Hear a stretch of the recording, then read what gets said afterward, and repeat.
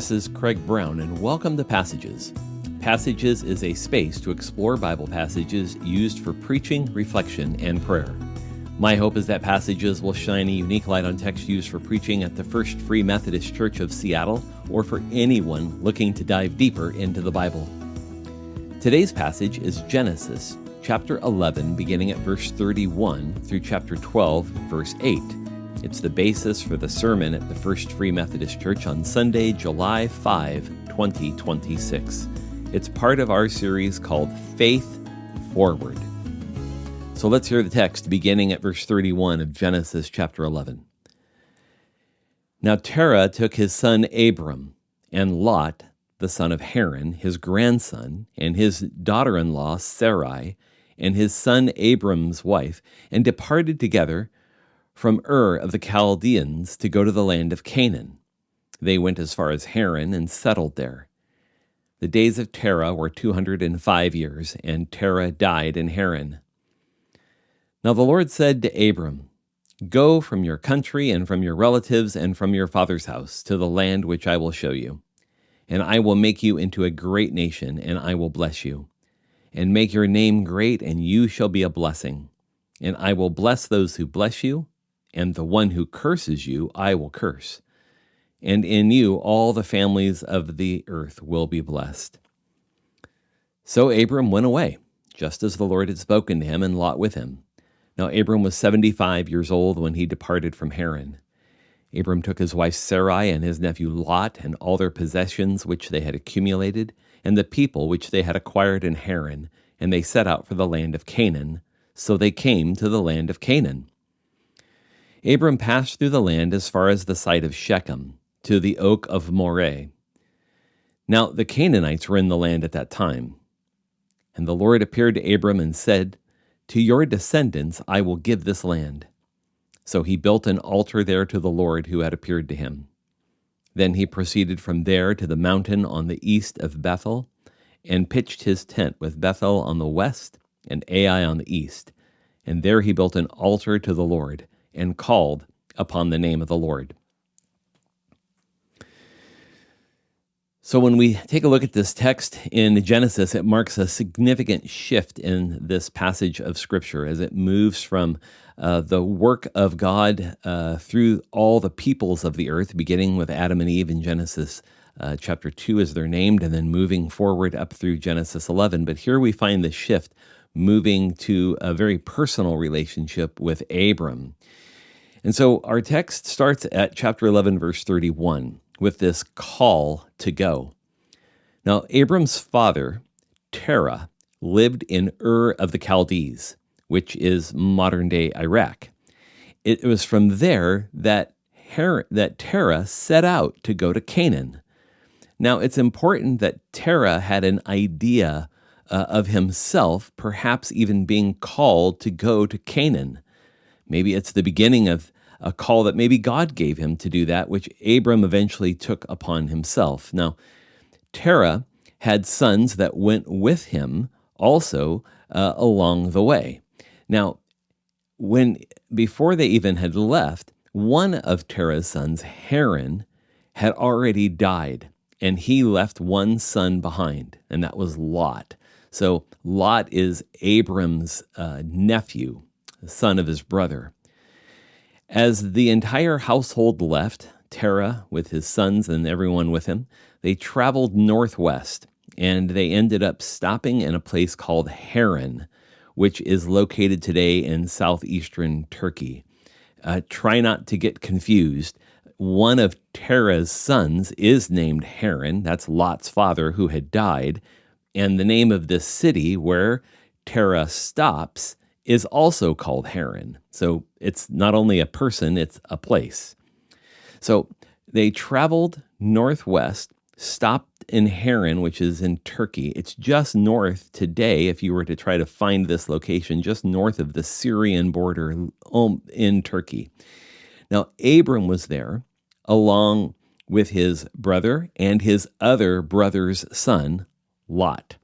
Now, Sarai was there along with Abram's other surviving brother, Nahor. Now, the text tells us that Terah settled there. And it's a coy word used by the writer the writer of the book of Genesis. It comes from the tower story that happens earlier in the book of Genesis.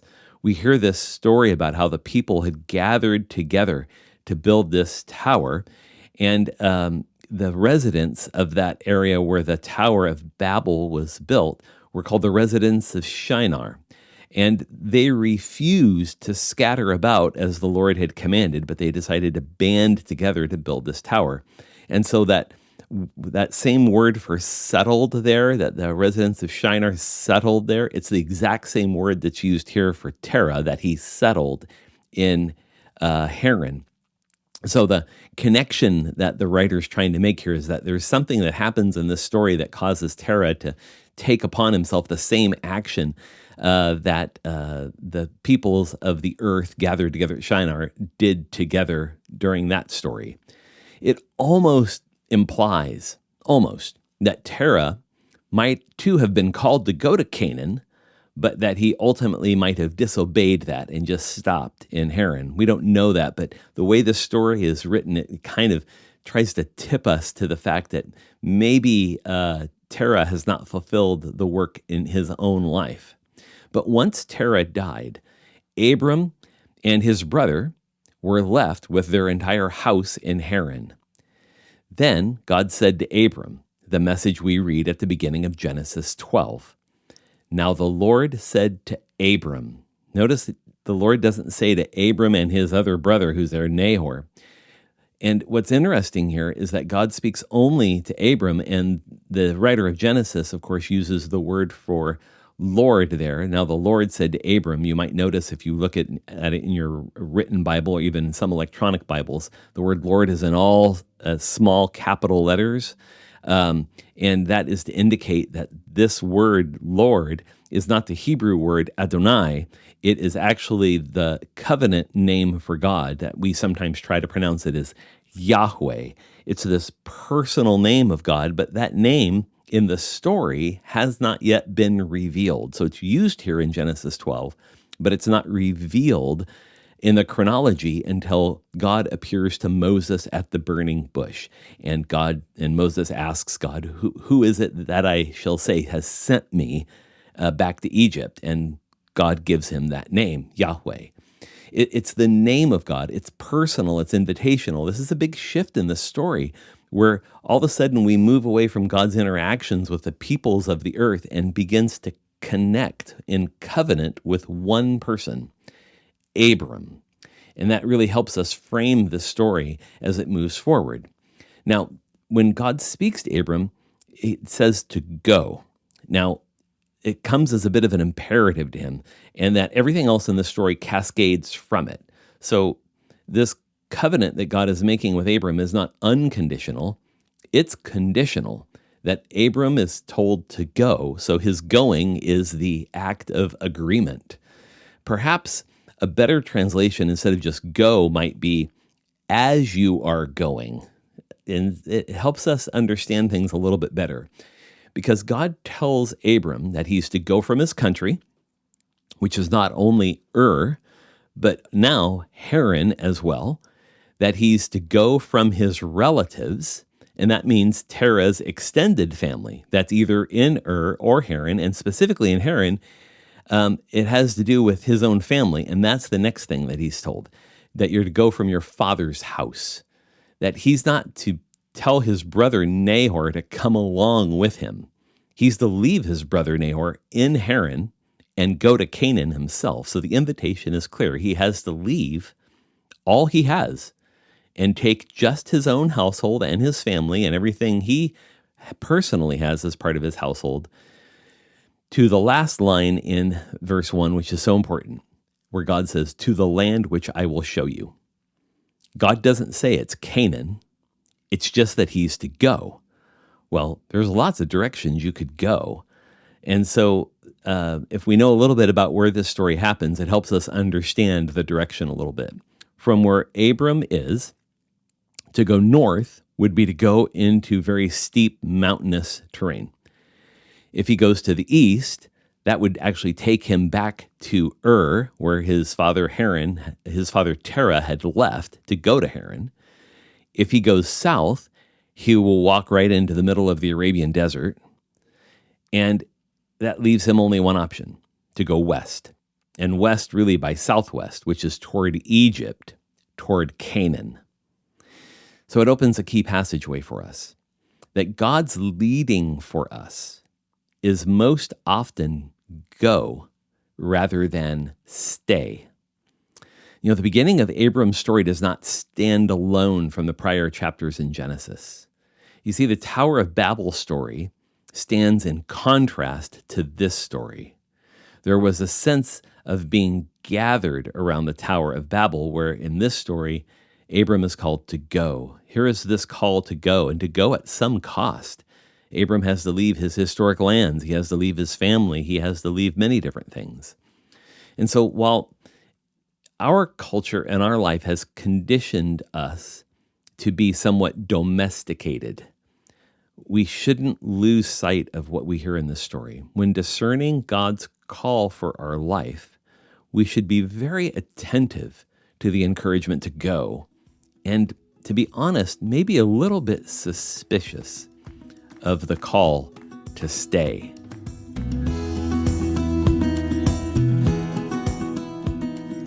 Now, the next couple of verses open up the promise of going. This is where God speaks in this covenantal language about what he will do for Abram.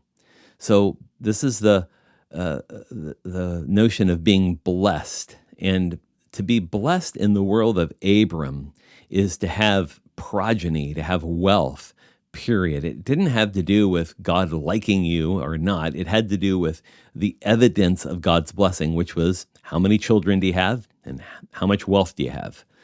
And so God says to Abram, number one, I will make you a great nation.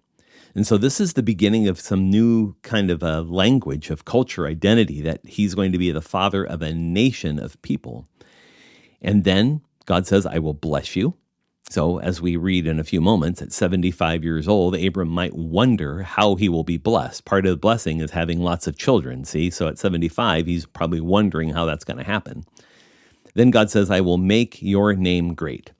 Notice the comparison here to the Tower of Babel story. In this covenant, it says that God will make his name great, whereas in the Tower of Babel, we literally read this sentence, we will make a name for ourselves. And so you see the contrast here. In the Tower of Babel, human beings were trying to make a name for themselves. In this story of Abram, God is going to make a name of Abram. Then he goes on to say, you shall be a blessing, that people will invoke his name as a blessing, so that you'll be blessed like Abram. Then God says, I will bless those who bless you. This is reciprocation, God's advocacy, God's provision. So people who bless him, they will be blessed. But then the flip side of that is the one who curses you, I will curse. Now, what's interesting about this part of the Abrahamic covenant is that the words used for curse here are different just in the same verse. The one who curses you, I will curse. See, the word curse is used twice there. The first time it's used is the Hebrew word that expresses dislike or disdain. So it's a kind of a milder form of cursing. Whereas curse number 2, the second one, where it says that God will curse them, that's very different. That's a pronouncement of a legal curse or a judgment against someone. So it's almost trying to tell us that even if somebody kind of curses you, it'll result in them being truly cursed. Then the final line here is that in you, all the families of the earth will be blessed. And here's some clarity about his descendants will be blessed. Of course, that's Israel at first. And then ultimately, we as people of faith in Jesus Christ would say Jesus. Jesus comes from the lineage of Abram. So the blessing that has been given to Abram in many ways we see fulfilled in the very presence of Jesus. And that opens a key passageway to us. God's provision always goes before us when we obey. God's provision always goes before us when we obey. Abram is not only given the challenge to go, but the promise that he would be provided for. There's no notion here that he goes just truly risking it all. if he goes, Abram has to have faith, and he does, that he goes with God. This is the same God that was with Adam, with Eve, with Enoch, with Noah, and now with Abram. I heard it said a long time ago that where God guides, God provides. So this is not really a matter of risk. Really, for us, it's a matter of trust.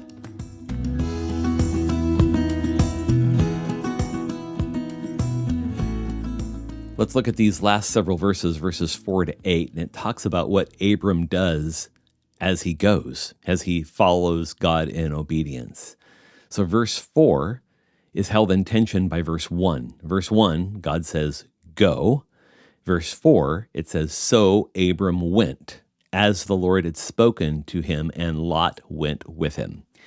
The response of obedience on his part just cannot be overstated. He left all security, legacy, plans, purpose, the potential that he had for God's call for the very same things, for God's security, God's legacy, God's plans, purposes, and potential. Now, his nephew Lot goes along with him.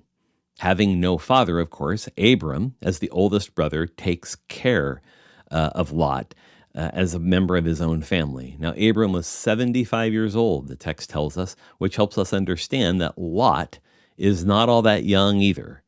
So he continues the journey that his father Terah had set out on from Ur to Canaan. Now, for Abram, it's a little different. It's not from Ur anymore. It's from Haran to go southwest to Canaan. He took Sarai, Lot, his possessions, and the people that were likely his slaves and servants. Now, after some time, it says they came to Canaan.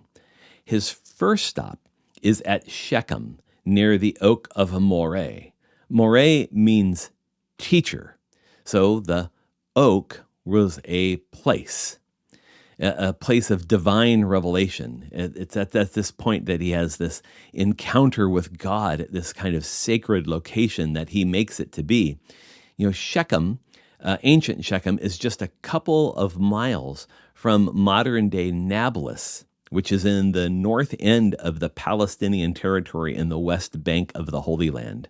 It's not far at all not far at all from what would become Jacob's well. Abram's grandson would have a well there that becomes very well known and a touchstone for the people of Israel. And it's the very same well that Jesus visited with the Samaritan woman at. So this location where Abram stops and makes an altar here near the Oak of Moreh is a significant location on a number of different levels.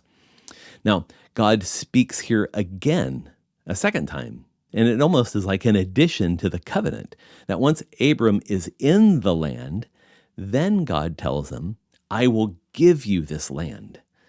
Well, there are Canaanites who lived there. So there's no mention in the story about what's going to happen to those Canaanites. It doesn't tell us if they're going to be removed or killed, nothing like that. It just simply says, I will give you this land.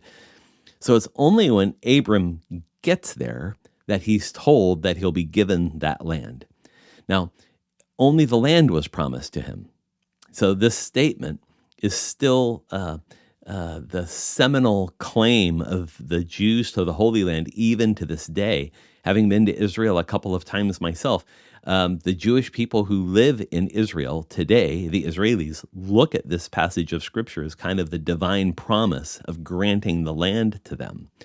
So Abram then builds an altar to commemorate the Lord's message to him there that happened in Shechem, a significant place. It's where God told them about the land. Then it says he traveled farther south to toward Bethel and Ai. And so he built another altar there and lived for some time there. At each step he makes this simple choice to build an altar and worship the God who led him. So as he moves, he keeps building altars where he worships God through the land. Now, if you keep reading the text, you'll hear that he goes on even farther south down to the Negev, and he sees the limits of this land that God is giving to him. Now, all that opens a final key passageway to us. that going for God is more than readiness. It is an act. Following God's leading is something that happens in action. And we affirm this as well. The Christian life is kinetic. It's action-oriented. And this story helps us remember that Abram's faith is made manifest in his going, that his faith is not just something, an internal feeling or sense he has. Faith is manifest in his going. So the promise of the land is conditional on his going. It's not guaranteed outside of his obedience. The land is not seen by him until he is going and indeed gone. And it's once he's in the land that he receives that promise. And so the same is true for us. There's got to be times in our lives for reflection and discernment. True. But once that leading for our life is clear, we must act, because faith is action. We move with it. I want to thank you for listening to the FFMC podcast. I invite you to listen in for our sermon podcast and our other conversational podcast called Connections. You can find them all right here in the FFMC podcast.